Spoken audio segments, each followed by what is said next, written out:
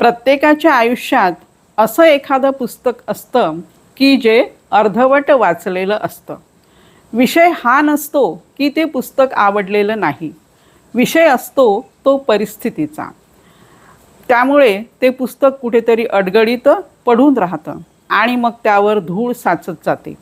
आपल्या नजरेस रोज पडूनसुद्धा वाचू केव्हा तरी निवांत असं म्हणून आपण आपल्या मनाला समजावत असतो आणि ते पुस्तक वाचायचं राहून जातं. नात्यांचं सुद्धा असंच असतं. सुरुवातीला प्रेम असते, आपुलकी असते. नंतर परिस्थितीमुळे त्याकडे किंवा जाणून बुजून दुर्लक्ष व्हायला लागतं आणि मग त्या नात्यांवर धूळ साचत जाते आणि मनामध्ये अशी एक मळभ याची परत चढायला लागते. त्यामुळे ते नातंसुद्धा मग अडगळीत पडून राहतं.